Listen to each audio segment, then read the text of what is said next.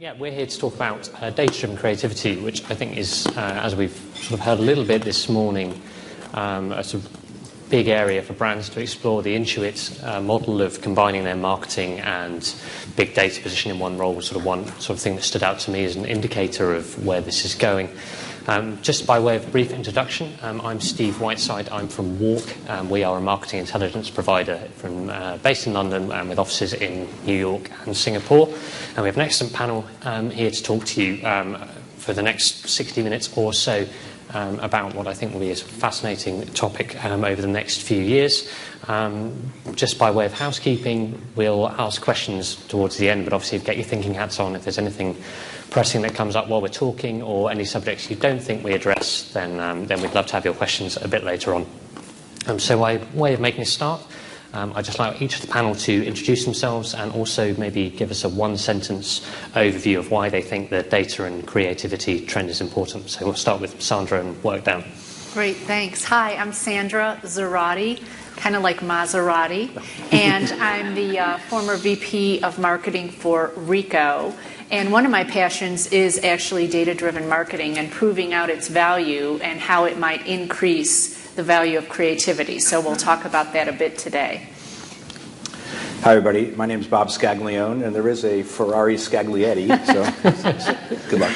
I work for OwnerIQ. I'm the Senior Vice President of Strategic Channel Development. Previously, the CMO of Sharp Electronics.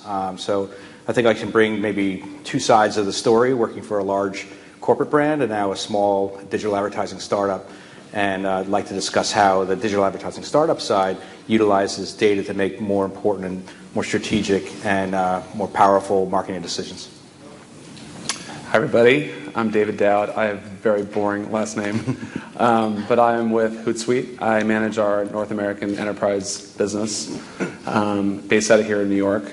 And we're in the social space, so everything we do is measured, and we follow data, with every single action that's taken on our platform for all the brands that we work with. So, data is in our DNA. So, excited to talk about that in terms of social. Great. Well, I guess we'll start with probably the most pessimistic question that we had on the list, in terms of relying on data. Sort of seems to imply looking more to information and inspiration. So do we think that somehow this sort of data-driven model means the end of sort of creativity as we know it? Maybe Sandra, you can sort of talk about how Ricoh is using it, and from your own sort of focus on precision marketing, how you sort of see those two things working together. Right. Well, with the wealth of information, we now have a shortage of attention. So the way you use your creativity is even more important. You have to really maximize and get the return on investment. So to me, the meaningful things to extract from data is who to target, what content to target them with, which is the creative portion, and then measuring the effectiveness, and then doing that over and over again. So we've worked with a lot of companies to do that, and in almost every case, we can get a 2-digit uptick in results, revenue, response, or return on investment. So the point is, if you use the data on the front end on who to target and how to align content, then apply the creativity, you're going to actually maximize what you can get from proper alignment and creativity. Yeah, I guess one of the interesting things that struck me about sort of Ricoh was that sort of split between business to consumer and business to business, and that sort of divide between the two. Do you think there's sort of a big gulf in terms of the role creativity plays on those two sides and the data that sort of you need as a result?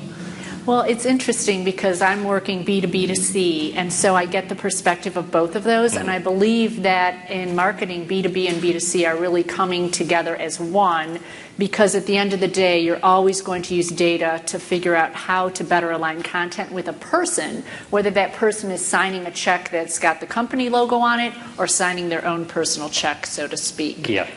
Great. And I guess as you pointed out, Bob, you've done both the platform side and the sort of more brand owner side. Mm-hmm. Having made that switch, have you noticed sort of a profound difference in terms of how you viewed data before you moved over to OwnerIQ, or is it sort of a continuation? I mean, it's really about customers' interactions with brands online that we do at OwnerIQ, and I think I know it's very different to me coming from a company that was more traditional in the way we did research at Sharp. So we made some decisions we created some hypotheses about who our customer is and how they buy based on speaking to people in a focus group. And someone mentioned earlier today that many times people don't actually do what they say in a focus group. And we had made a decision years ago that actually more women are buying televisions than men based on the information we got out of the focus group. So we skewed all of our advertising towards women, not all of it, but let's say 60-40 towards women because they're making the decision to buy the television, which was a horrible strategy because we found out that the women are making decisions to buy a television, but they're telling the men to go out and get it. So the men were making the brand choice, the women were making the decision that it's time to buy. And so when we got better data, we were able to identify. So I think if we, at that point, were relying on people's activity online and looking at on the sites that they view and who's doing the research and what the demographics of those people are, based on their actions, we would have had a much better decision early on rather than just listening to what they say that they're going to do. Yeah, I guess that sort of leads us into David in terms of providing very useful data to brands. I'm sure you're not going to agree that data is killing creativity, but could you maybe sort of talk us through how Hootesuite's, sort of the information you guys can provide can help brands be sort of more creative or more smart with their creative? Well, even aside from Hootesuite, when I thought about this, you think about how brands are using data like now to create content, right? Like that's an area that didn't exist 10 years ago. I think about like Pepsi, right? For example, Pepsi has been in the entertainment business for a long time, right? So you think about, we all grew up with the Michael Jackson videos and all that stuff, right? But now, you go to Pepsi.com and they have all these filters that's actually pulling in live streamed content from key influencers, from their main sponsorship people like Beyonce or Nicki Minaj, or maybe it's NFL, or and it's a really robust site. You actually go there and it's pretty impressive what they've been able to do. And they're pulling in key content, and it might be stuff that they're creating, it might be stuff that their brand influencers are creating, or just someone who's a fan who just wants to tweet about Beyonce, and they are so. Their whole live for now thing, it's right now, it's happening right now, and what a better way to create content around that. So that was just one example, and of course, with all the social media that's either pulled in or pushed out, there's data behind that can track, what influence that piece of content had, how much was it retweeted, how much does this person have in their network, and it really informs how effective it is. But the key thing for me is that now there's all this new content that's being curated and being created in like a pull content medium, whereas 20 years ago it was all push, and you didn't know what happened to 50% of it. So yeah, that makes a lot of sense. And just drawing on something that sort of Sandra and Bob touched on a little bit in terms of targeting, I think is a really interesting thing for content marketing as well as for in general. As you say, sort of targeting women turned out not to be the right thing to do. Right. It sounds like Ricoh, very precise targeting in terms of who they're aiming their material at. How granular do you think things can get or should get? Do you think it can be down to sort of a very precise level in terms of making creative that suits individual needs, or do you think it's going to be a bit broader than that in terms of looking at demographics? Do you sort of have an overview of where things are with that? I think it's a journey, and you start at a broader level and you get more and more granular. But maybe a good example is to talk about Caesars Entertainment, who used data by tracking spending in each casino, and they were able to figure out 80% of the revenue that was spent on property. And what they discovered is a very granular thing, and that was that 0.15% of their clients were generating 12% of their profits. And they did not know that before they started analyzing the data. So it gave them insight into something that they could then act upon. Here's where the creativity enters. What they did with that data was really amazing. When one of these high-value clients was on property and having a less than ideal experience at the gambling table, they would send in a luck ambassador to intervene with tickets to a show or a dinner at a place they knew that client liked to attend, so that they could leave the property with a very positive experience by sort of breaking the negative gambling table experience and sending them to a show or dinner. So that, to me, is something that shows both the data and how it enables creativity, and also very much on a granular level, because this is white glove service now. Yeah, I was going to ask Bob a similar thing. So having found out that women were not driving TV sales as he thought, you had to kind of target both men and women in a way, because there's obviously that sort of area of men having a key shaping role, but women being important too. How do you sort of shape your creative based on that kind of data where you've got two groups you're trying to reach out to? We did some ethnographies and went back to we actually came up with a hypothesis that although men really believe that they understand the technology in television, like talking about it, they really don't understand it at all. And in our creative at the time, we were using a lot of buzzwords about the performance of our televisions versus our competitor. We came up with, again, looking at the data, we came up with the hypothesis that they're really most concerned about how big it is. How big is this television? And they want to get the largest TV. So we changed our advertising literally to only talk about one thing, and it was size.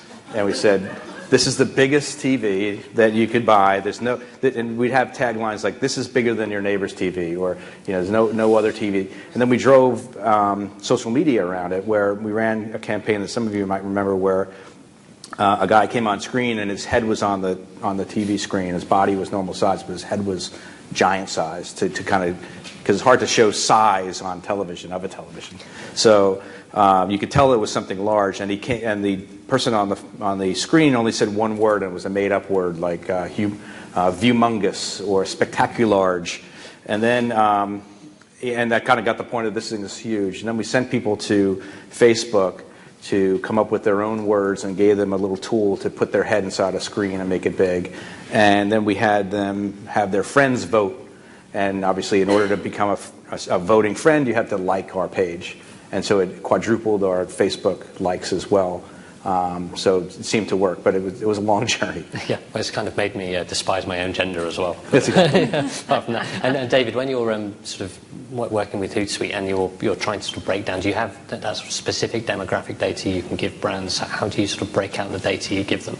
Oh, I mean, definitely. I mean, the lucky thing about social is that we integrate in with all the APIs of all the social networks that we are integrated with. So we can pull very specific information that's user-driven.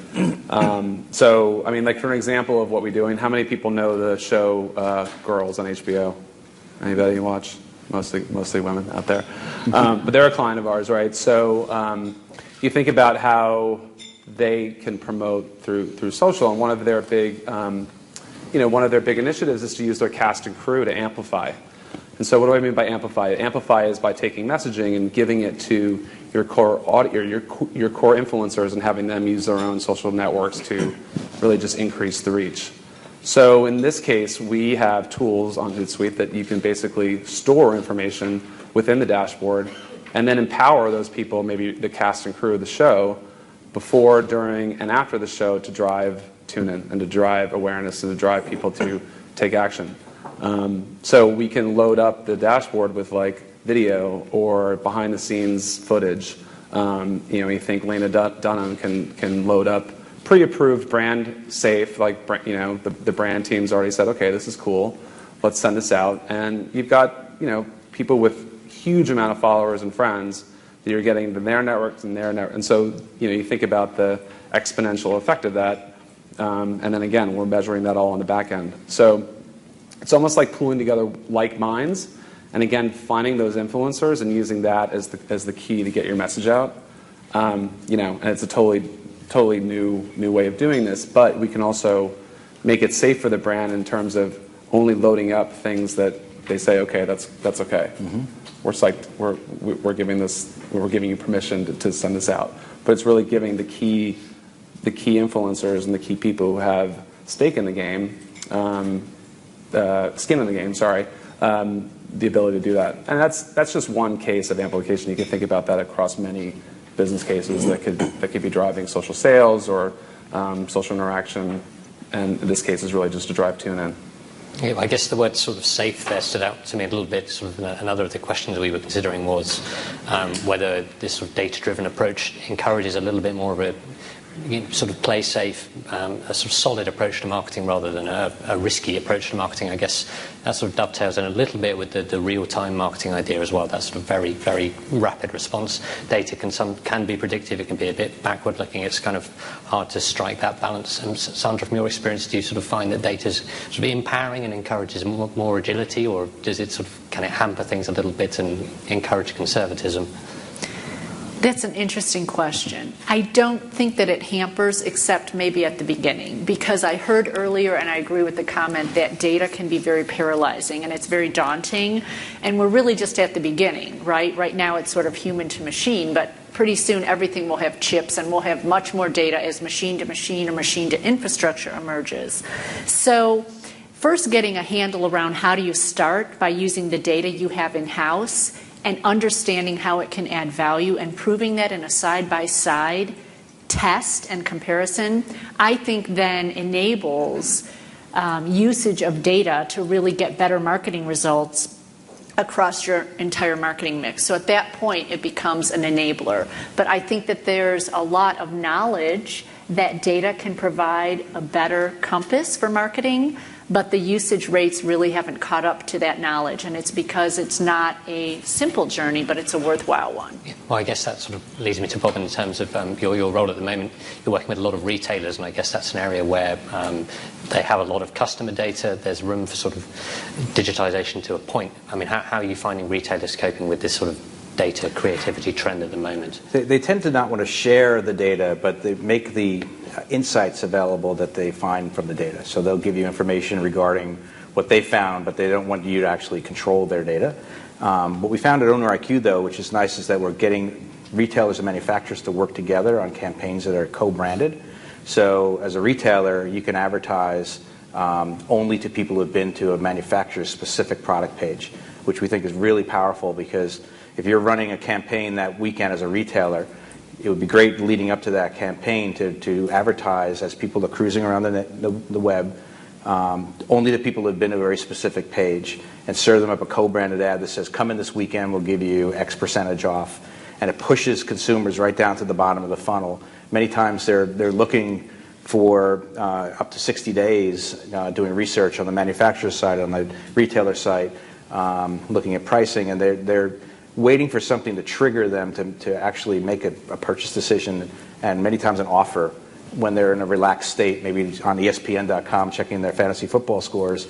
That offer pops up and says, wow, the thing I've been looking for is on sale this weekend. It's available at the store, which, by the way, can also be tagged by the geography as well. So it's within my geographic circle. I'm familiar with that store. I'm comfortable with that store. I'd like that product. Now it's on sale. Why not buy now? So it's giving retailers, to dovetail off your other question, it's letting them take more calculated risks. They're still taking risks, but now they're speaking to people who have already raised their hand and said, I'm interested in this product. So it gives them an opportunity to be more creative and very targeted. Yeah, I think familiarity is a big thing. And David, you've obviously worked, I mean, you've been at Google, you've been at Buddy Media, you're now at Hootesuite, so you've got quite a sort of good across-the-board sort of view of working with a diverse range of clients. Have you noticed attitudes sort of change over that period, people becoming a little bit more open to maybe taking a chance to experiment, to try different things? I think definitely, excuse me, I think it's funny, when I first started at Google, the whole behavioral targeting thing was just really starting to happen, and, I totally know when I'm being targeted, right? I know, we've all been in there where we see a display ad and we're like, you know what? It's time for me to clear my cache. It's like, I know you've cookied me, and in some cases you're like, okay, I like when I get a JetBlue ad, I'm like, all right, cool, because I love JetBlue, right? And so if there's a sale and I want to grab it, like, I'm going to go for it. But if it's something that's really not that relevant to me, and maybe I looked at once and I clearly know they're just trying to follow me now, I don't really love that. That was a while ago. I think what's happened in the interim is that brands have taken a lot of risk, and the ones that have and have succeeded, we all know who they are, right? And they've given up all of the Uber control, and they've let their brand or their messaging, or maybe like a commercial or something, be like, I think about Dove and the way that the beauty campaign was kind of parodied. You would think like 10 years ago that would have made them cringe, right? But it's actually a great send-up for the brand, and it's great. It's great publicity for them, and it's a way to take great content and let it just let it spread, let's go viral, right? And everyone said, oh, let's make a viral video. That's really difficult to do because it's got to be really, really authentic, and it's got to really speak to the values of the brand. And if it's real and people connect to it, then there will be this effect. And now with social, social is inherently risky, right? I mean, we hear from our clients all the time, like, they're just always worried about being on that Wall Street Journal article. But at the same time, if you don't take the risk and you don't put yourself out there and you don't, respond to, criticism you're seeing out there in the marketplace, and you're not really proactive about it, you're really going to let your brand suffer. And we've seen, but the thing is, the window has gotten so much narrower in the case of how you respond and what your window is. And I think that's good. I mean, we're going to talk about this a little bit, but I think that's going to accelerate, is that the narrowness of the window in which content can live is getting smaller and smaller.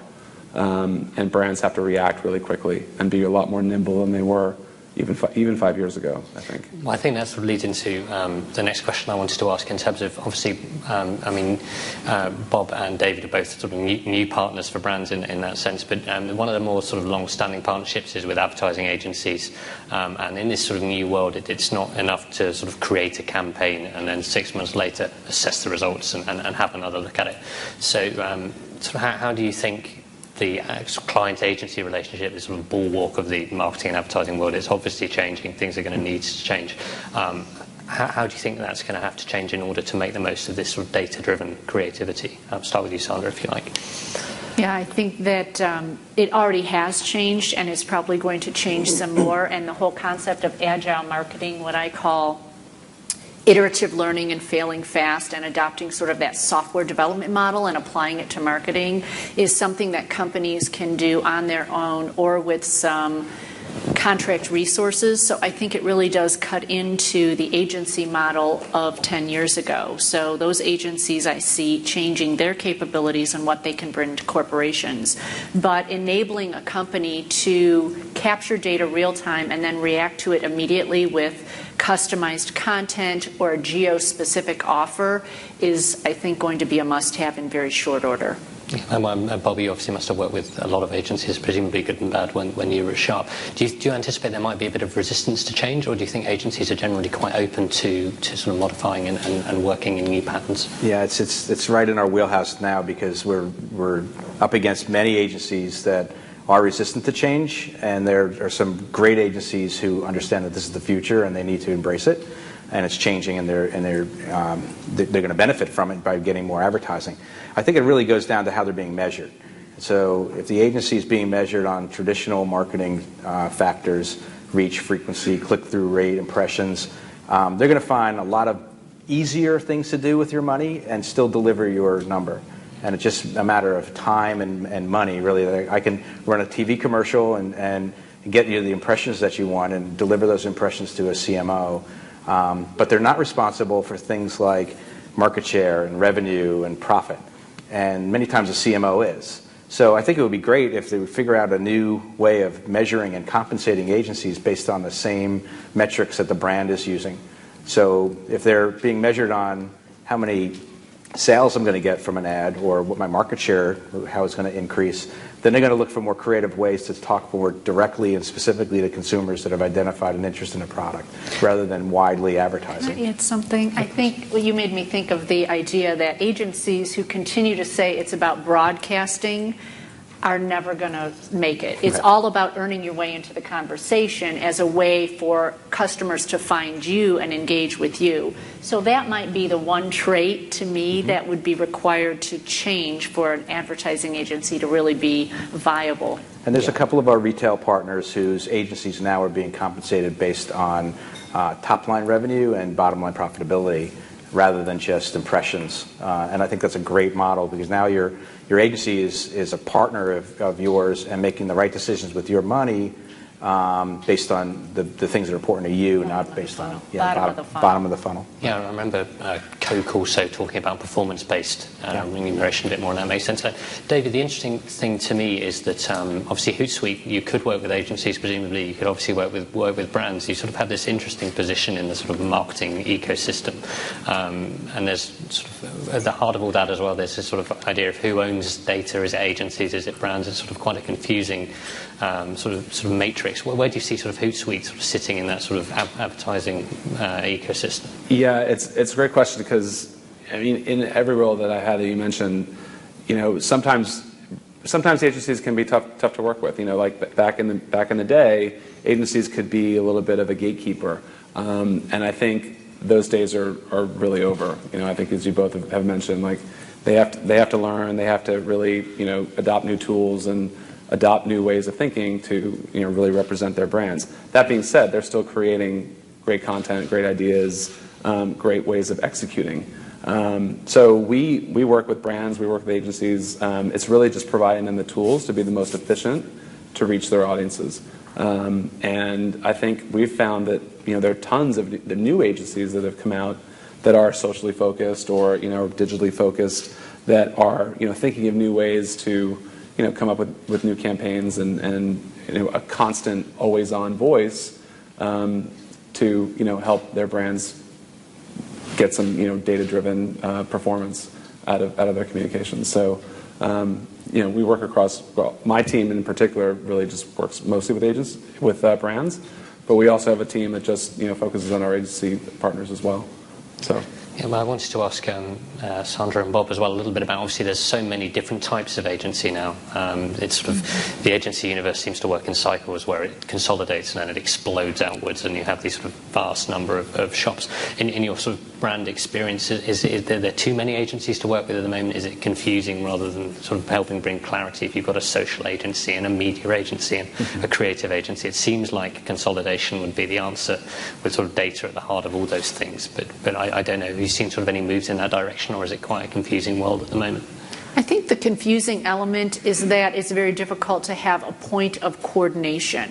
So I don't need consolidation, but the problem is if the point of coordination is within your group and there's no collaboration between the many agencies, that becomes really problematic. So I think the opportunity is to think about a model where there will be a point of collaboration among agencies and pair that with another new model that I think is marketing teams using contract, part-time, long-term potentially, but contract resources to broaden capabilities without having to add permanent resources. And this is different than agency resources. It's actually like a supplemental team that exists alongside your full-time team. So I think those two things will really shape the marketing team of the future. Yeah, and Bob, when you've been at Sharp, how have you found sort of the agency world? Is it a sort of confusing web, or have you found there's sort of light at the end of the tunnel on that one?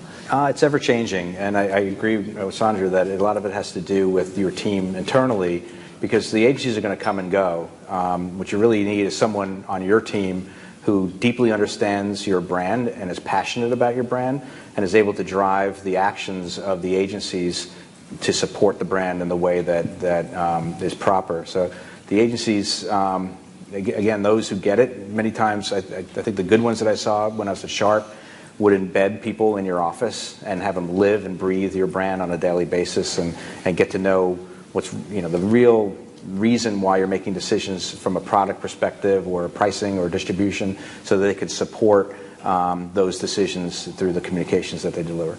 And having kicked agencies for a bit, what do you think brands themselves need to do differently? I'm sure there must be some sort of in-house changes, cultural changes that are going to need to happen to sort of embrace that, not only the data-driven approach, but also that sort of very rapid approach to creativity, which hasn't traditionally been the case. From your experience, Sandra, what changes do you think would be sort of imperative to try and encourage that sort of more data-driven creative approach? Yeah. Ironically, I think it's giving up more control in a way. So thinking about an agency we worked with, we allowed them to be an extension of our team, and that translated very well. We gave up control and we gave them complete access. That translated very well. In terms of our customers, it's also giving up control and saying they are really going to be the voice of our brand, peer-to-peer.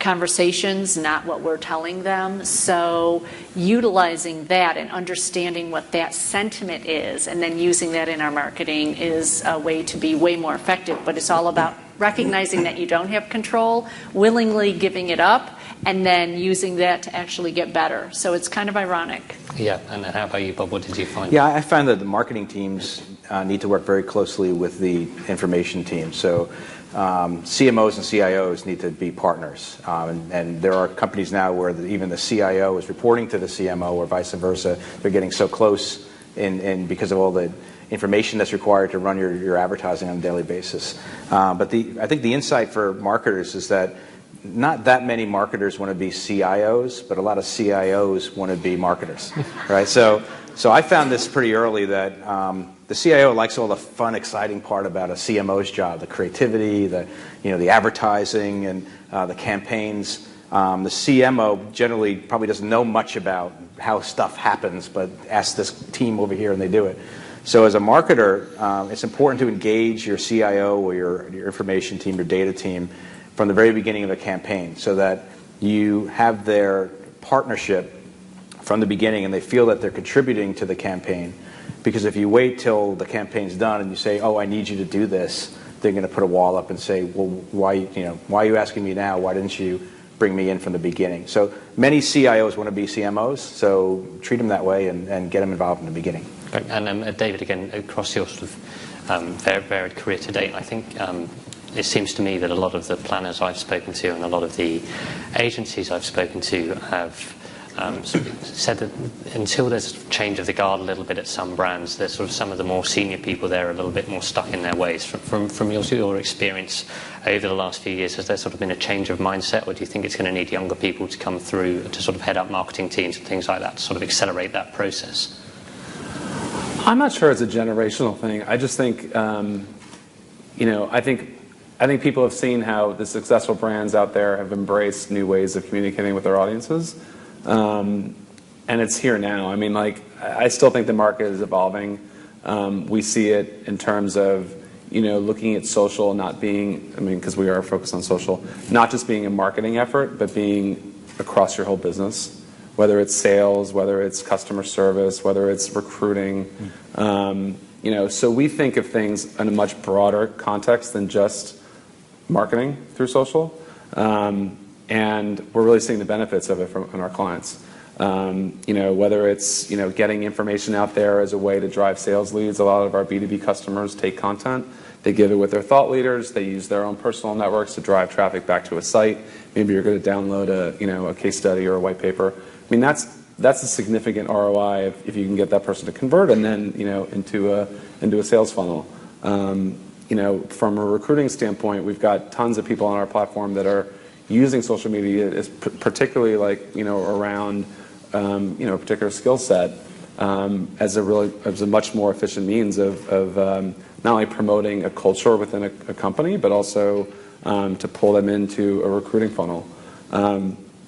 So that's the big thing that we're seeing right now that we're really trying to educate the market about is and I think your question was a little bit more about the marketing function within social, but we see the huge opportunity is scaling social communications across your business in multiple ways that are going to be much, much more efficient than traditional channels. Well, I think that sort of leads into my next question on measurement, which is obviously a big deal for marketers, particularly as sort of budgets fall and people get more sort of au fait with what's going on in the digital world.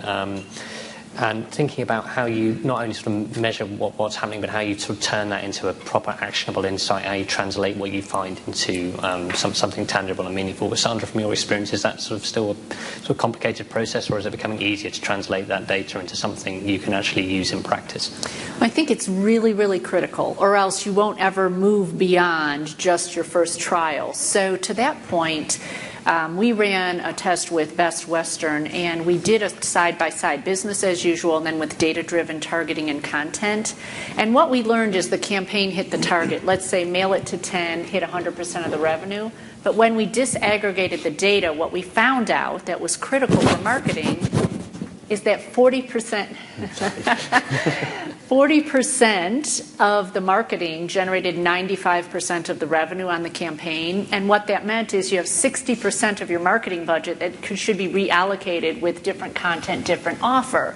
And we really would not have been able to see that if we didn't look at the data. So to me, that's why it's really so critical to measure side by side and know what does data give you additionally than business as usual. And then to look sort of underneath the covers, disaggregating the data to say, what am I really learning? And now that I know I have 60% of my budget to reallocate, I know what to do on the next campaign. So I continue to get smarter and smarter over time based on actual behaviors that consumers, customers, or prospects are taking. Okay, great. And then, Bob, again, from your sort of slightly poacher turned gamekeeper sort of perspective, have you found either on the sort of brand side or on the sort of platform side you're on at the moment, are there sort of tools and services in place that sort of can help you take that data, those data sets you've got, which, as we know, are sprawling and massive, and actually find a way to tangibly make them meaningful?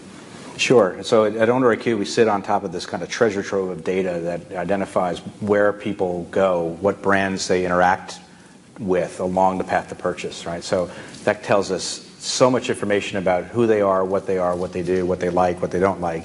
And even to the point where you can tell a particular brand, before they purchase your product, they went to these of your competitors, or before they went to this retailer, they went to these other retailers in order to do some research. So the data is there. The idea then is that take that data and turn it into actionable strategy. But there's so much information available for retailers and manufacturers alike today to make really good decisions on how they want to talk and where they want to talk to their customers to drive conversion. And what's nice about digital, as we all know, it's very easy to test and very quick to change.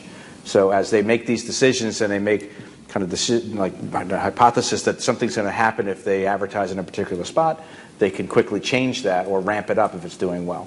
Yeah, I guess that's... Sorry. Yeah, just to follow on your comment, I had a really interesting meeting last week with a utility. And surprisingly, like, utilities are awesome clients at Hootesuite. They're like, because they are so measured by customer satisfaction, like that's the one measurement that their whole team are comped on. So they're doing many things they're constantly doing surveys to measure that all the time, but they're also like tracking real life social data to like see, okay, is there a power outage here, and what's the Twitter feed doing right now, or around a hurricane or something like that, to prepare for it, to get messages out. How are people retweeting that, and how is it going? And so they have these like command centers like right in the middle of like their communications group, and then some of it is your traditional kind of hotspots of like what's going on in their maps. But then at the same time, they've got like a live feed of all the social data that like we can aggregate, but then just also like live streams of what they're following. And it's really, really important. And then they can measure almost like within an hour how that customer satisfaction measurement is going up or down based on how they're doing their normal stuff, but then also how they're performing in social as a lead indicator of where that's headed. And as soon as that thing starts to go down, they're kind of all over it. So those measurements are just, again, they're becoming more and more real time. And to your comment about conversion and all that stuff, that's just one example that you wouldn't really think about it being out there, but the utilities are doing some really, really interesting things around social and data measurement in real time. I was going to ask, actually, are there any other sort of industries that you think are doing particularly well in setting the pace, or are there any that are lagging behind? Have you sort of noticed any trends in that way? Well, okay, so the utilities on that, I think media companies are probably the most prolific in terms of, like, if you look at like a Disney or an NBC or a CBS, they've got so many people within their organization who are on social, whether it's journalists or whether it's marketers or whether it's talent or just and the thing that they're really worried about is we've all heard about the hacking that's gone on by Syrian Electronic Army. We kind of like hear these stories all the time, and obviously we have security measures that help prevent that. But I think the media companies are probably the most prolific. And, you know, I think the laggards are the heavily regulated industries. I mean, finance, pharma. And I think there are tools out there that are helping in terms of compliance and helping in terms of, you know, regulations that they have to deal with. But there are clearly industries that are probably, that we see as being kind of the laggards in terms of adoption and kind of pushing the envelope. Great one. Just before opening the floor to questions, I was going to ask quickly, I think we've had a lot earlier on about how long it can take to change corporate culture, how long it can take, the investment it can take.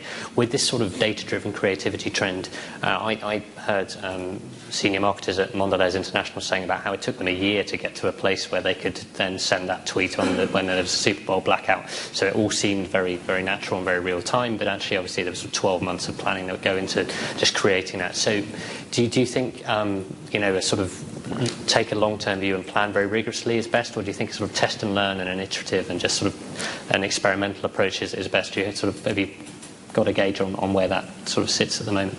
We talked about paralysis. The most important thing is to get started. So I say start with one campaign with one objective. Use data to figure out your target, your messaging, and measure it. And from there, you expand to more and more campaigns and across more and more marketing. While you're doing that, you typically start with structured data from the database, and you move to unstructured data, which you can grab from behavior or social media and capture that sentiment. So there's a continuum of how you can implement in marketing, and then there's a continuum of how much data you use and the sophistication of the analytics that go along with it. And that's how you really walk your way through the curve to really get started and get this working for your marketing team. But to me, getting started, just pick one campaign and do it and measure it side by side is the real key. Yeah, great. And Bob, OwnerIQ, do you have a sort of entry point? Do you have a sort of initial recommendation you would make to a client in terms of how to get started if they want to start following this sort of approach? Sure. And again, we try to speak not only to agencies but also to brands and to the people who are making decisions based on what's going to drive revenue at those brands. So a great example is at a retailer, it's usually the merchant. It's the person who is deciding what's going to be advertised at what price, and has the relationship with the manufacturer, or sometimes they call vendor, has the connection to that vendor, deciding what products will be served up and what maybe support they're going to get from that vendor to run advertising, the co-op dollars they call. So the merchants get it right away. If we explain that this is going to be more efficient and effective, you're only speaking to people who have identified a need or an interest in a specific product, they get it right away. They tend to pull in the manufacturer. The manufacturers, like I was at Sharp, were slower to react to that because the first thing they hear is, oh, people are going to be looking at our data. And then that, as a large company, that request initially goes to legal and to IT. And IT says, I don't want anybody to have my data. And legal says, why would you want to give anybody your data? And so it shuts down. But if the merchant comes to the manufacturer and says, I want you to do this, figure it out, and that's your biggest customer, they're going to listen. Yeah, and David, obviously social analytics is a hot topic. Everyone's sort of interested in it, but I guess a bit like one of the previous panels, a sort of so what question in terms of if a brand comes to you and says we're interested in sort of social analytics and using that to drive our creativity, do you have sort of an entry point or a recommendation you make for them in terms of how to get started, or does it vary on a sort of case by case? I mean, I think some things vary on what social networks they're really focused on. And obviously, you're somewhat dependent on the APIs that your social networks are going to bring to you. What's really important is to be able to kind of have analytics that span across the organization that you can integrate and bubble up to, bigger learnings about what's happening across your organization. So that's what we try to talk about a lot. It's kind of like the 1 + 1 = 3 sort of argument. And I think that gives you a lot more insight than you're going to get through just like, analytics that you're going to be able to pull off a native platform. So that's the kind of added value that we can give, because we can give it across every social network, across every user, across every division in your organization, and give you real learnings about what's working, what's not, and be able to benchmark that. Because I think if you're just going to pull out native analytics from each tool you're using, it's tough to do that. So. Great. Well, it seems like we've covered quite a lot of territory, but does anyone have any questions for the panel at all? Could you guys talk about scale? Like, to what degree, we're speaking of Hootesuite and the various users from social, or you're doing a campaign and sort of spreading budgets around and that whole process, how that works, how big a campaign they do start with, or just how that all fits into the company model? I can address that. Okay. Yeah, right, to repeat it, sir. Yeah, that would be good. Yeah, Thank you. I was asking about scale of the campaign and where do you get critical mass with it when the client or the agency or the manufacturer goes full on to social media campaigns, if there's a mixture between social and traditional campaigns, and at what point the changeovers have happened maybe for you guys? Mm-hmm. So my experience is I've worked with companies to help them implement this, and our rule of thumb for the scale or the starting point is to really bring in the statistician to help us balance how many people we need to reach out to in the campaign in order to get meaningful results. So the smallest I've seen was 18,000 versus 18,000, and we typically did 50,000 versus 50,000. So I'm talking about a total of 30,000 clients who receive something or 100,000 clients who receive something in one campaign as the first data point. After that, you've developed the initial algorithm, and you can then scale very quickly, and you can go much more broadly. In one other case, with a utility, who I also love as clients, they decided to go full on 4 million first campaign out the door. I have not worked for companies who could tolerate that level of risk, but they did, and they had such a great project management approach that it worked for them. But I like the idea of statistically balancing and then going modular from there. We also did an analysis on like most Fortune 350 companies. So if you take a social media team, let's say it's like 10 people, and if you analyze their friends and followers on the major social networks, their reach is probably about like 1.7 million. But then if they were like involve all the employees of their company, that reach goes to like 23 million. So when you talk about amplification and scale that way, and kind of this new paradigm of how we're thinking about social, just not just being a marketing thing, but involving the whole organization, that's when the numbers start to get interesting, and just start to really show some significant scale that gets us kind of excited. So I think that's what Best Buy does, right? With their Hive, they have like 12,000 employees who can answer a customer concern, and they encourage that. And that's where I think you get what you're speaking about, David, that effect where you just get magnification that's exponential. And then you're also taking a risk, right? Because you're enabling your employees to speak for the brand. But guess what? I mean, you got to kind of be okay with that. Yep. And it's interesting. Some, like some B2B companies are totally cool with like letting their consultants or their, thought leaders be out there and representing the company. And some are really, really surprisingly centralized. Mm-hmm. And I think the ones that are decentralized and are willing to, empower their employees to speak for the brand and represent the brand in that model are the ones that are, standing out and performing the best. For us, scale came into play regarding being able to have access to people who have like interest. And before real-time bidding and programmatic buying, you really didn't have that. People were doing that on an individual basis. But now that those ad desks are set up that are making decisions, at 1/4 of a second, 1/5 of a second, whether or not they're going to buy that remnant ad based on that person's particular interest, since the scale is there now, the brands can buy as little or as much as they want because the network already exists. Great, thank you. Any other questions? Well, just gentleman there. Great panel.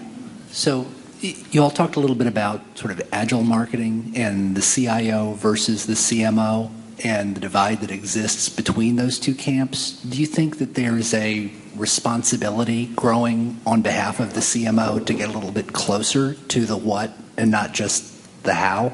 Or I'm sorry, vice versa, to the how and not just the what?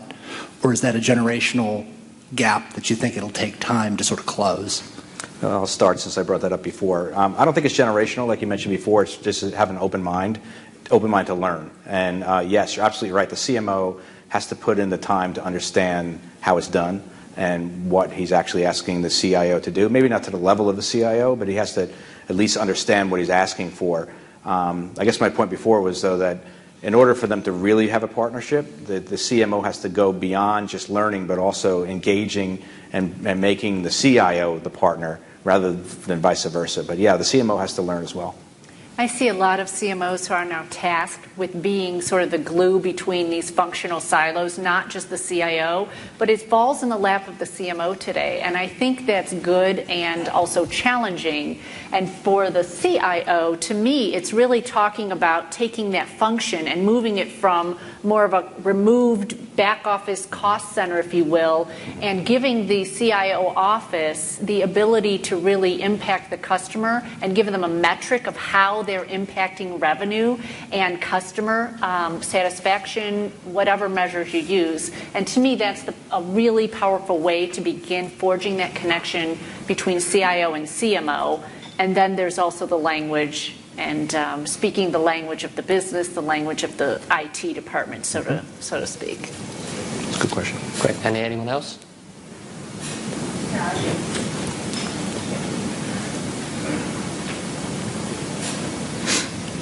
So, Bob, you mentioned that CIOs want to be CMOs because of the creativity, and I couldn't agree with you more. I've been tasked with creating a program at Citi called Ideation and bringing together program and product owners from within retail services part of our company to solicit innovation and bring new ideas that may or may not be implemented in the roadmap. Do you have any suggestions, or any of you really have any suggestions on how best to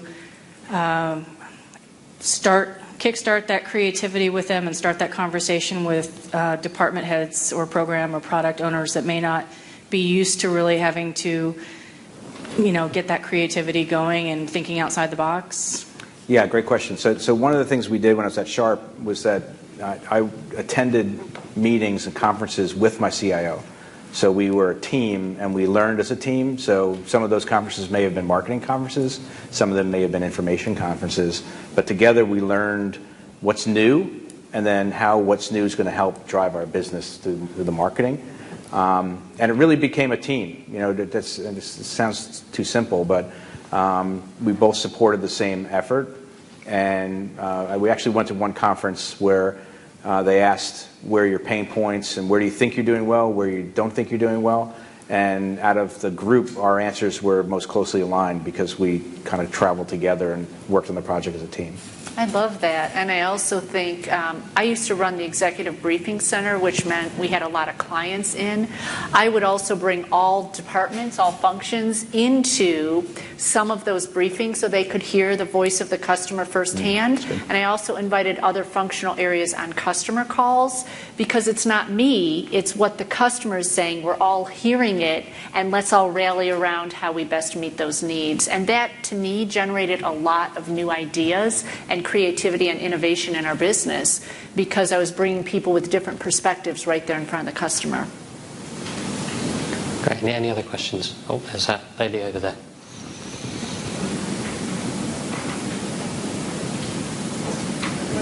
Oh, just there.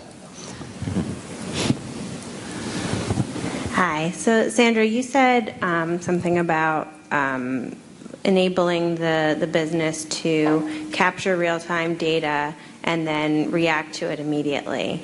And I have to be honest, that word immediately really scares me because I know at my company and a lot of other companies there's a lot of process behind reacting and responding to people. So I think it depends on the situation or the activity, but as far as social and digital goes, what do you think is an acceptable window of time if you're not able to react immediately? And I guess one of the questions and one of the struggles I've been having is how worth it is it for us to respond if there's too much process getting in the way for us to react in a timely manner? So is it worth it for us to react if it's going to take too long? I think it really depends on your business and your customer base to some extent. And I would say, to simplify the answer, we could look at two categories. The first is in the area of demand generation, and I know of tools where, I guess in Japan, even a billboard will profile someone and then change the content based on what that profile might look like. And you see on websites, that you're being profiled and then you're being given content right away. So that's demand gen, and I think that trend will continue, and there will be more and more tools to help all of us do that in a faster way. And then I think there's the area of social, and David, maybe you have a better response here, but I think depending, again, on your business and the level of content and urgency that might be shared, that should determine your response window, because there's a proportion between the damage it can create and the time it takes for you to respond. And that would be specific to your business and the customers that you serve. There's David here from the social. Yeah, I think social's a little bit of a different animal. I mean, I've heard some data that if you don't respond directly to a customer service issue within 3 hours, you're toast. Just because that's the expectation among. I mean, that's probably more of a B2C. I know you're in a more of a B2B vertical, but I think there is that expectation out there that if you make a direct customer service complaint and you're using Twitter to do it, that you should be DM'd back like within 3 hours. Yeah. And if you're not, then they're gonna flame Twitter about you not being responsive. I think that's more of like the JetBlues or the things when things go wrong and people are upset and they have to like be very, very proactive about that. But I would never discount the negative damage that not responding would do, even if it's like we'll get back to you. But I think not responding could be really, really damaging. Yeah, I agree, especially in customer service when we were selling expensive televisions that if it's the day before Super Bowl, people want to be responded to quickly. We found that angry customers are faster than happy customers, as I'm sure you've all noticed. And we've also found that consumers will take a very aggressive action by going down to finding the names of people in the company and tweeting out their phone numbers and saying, I called this person an hour ago and he hasn't gotten back to me. And then people go on their personal sites. It's just horrible. But one thing that if you can do it is to build a community. So we had a very good customer service group, so they did react probably within 3 hours on every issue. But then obviously as this is Facebook, but as Facebook got larger and larger, it became harder and harder for them to react as quickly. But the community supported us. So we started seeing consumers come up and say, my TV broke and it has this issue, contact me right away. And then other members of the community would get on and say, don't worry, I've seen this happen before. Sharp will take care of you. It might take you a little bit. And these are not employees. These are just other people who are watching. And so if you can get that community and a reputation through using social media, that helps a great deal. Okay, well, it looks like our time's nearly up, so I'd like to end with one final question, which is to ask the panel sort of either 5 or 10 years in the future where they think the sort of data and creativity trend is going to be heading. So why don't we start with David this time and work back towards me? Sure. And thanks for this panel. It's been really nice to be here. I guess I'm thinking about that window of content, like shrinking and shrinking and shrinking. And I think about mobile, and I think about, I don't think Twitter would be anywhere near as dominant now if it weren't for uptake of smartphones and mobile devices. And I think that's only going to start to accelerate as people, we've got Google Glass now and wearable devices and all those things. And I think the nature of content is going to become much, much quicker. We're already seeing it with Vine. I mean, you got 6 seconds on Vine, right? We've got 140 characters on Twitter. That didn't exist 5 years ago, right? I mean, it's like, it's becoming even more consolidated and concise. So I think it's gonna, the creativity is gonna have to be really, really strong to reach people in a place where their attention spans are narrower and narrower, and the viability of that content is shorter and shorter. So, I think it's going to be really interesting. But I think the key to the need to be very, very creative and really on brand and really knowing what your audience wants, when they need it, when they want it, is critical. is only going to become more so as those paradigms change in the next 5 years, I think. Great. Bob, and from your perspective? Yeah, so how many people remember the movie Minority Report? Right, so that's what I anticipate, right? So moving around the message, just like you said before in Japan, where they have billboards that might change, or actually signage or transit signs that change based on your interest. It's kind of a clash of my old world and my new world. My old world being technology and a lot to do with screens. And when we were working on wearable devices, similar to Google Glass or some of the new products that were just introduced that connect to your cell phone, your smartphone on your wrist. But we're working on screens of all sizes that can put all over not only your home, but all over anywhere you go that, again, connecting to my new world are not only short, which I think is a great insight, everything's getting shorter, but also more targeted, not only to where you went on the internet, but where you went physically, because everything's going mobile as well. So you'll be targeted based on your activity. You'll obviously have an opportunity to opt out, and you'll make a decision if that's important to you or not, if you like being targeted or not. But the opportunity for marketers will be there to target everyone anywhere on multiple devices. So I see that kind of a Minority Report future. Just briefly, I think it's explained by a terminology called the Internet of Things. I just posted a blog post on this, and it's really about the data we have today is nothing compared to what is ahead. Today, it's sort of human to machine, as I said, and in the future, everything will be coded with a chip. So we'll be able to go from sort of reactive repair to proactive prevention. From your car and a sensor that says you're about to get in an accident and something kicks in and automates and prevents that from happening, to taking the social sentiment and trends that we see on social media and be able to prevent and predict things before they happen, whether it be a natural disaster or a health issue or something like that. So I believe that the data explosion that we've all seen and been overwhelmed by is the first blip. And the next blip is going to just be something we can't even begin to comprehend at this point. But it will enable us to do amazing things for planet Earth and for all of humanity. That's a very optimistic note to end on. Well, I'd like to say thank you very much to our panelists and to you for coming along. So thanks very much, everybody. Thank you.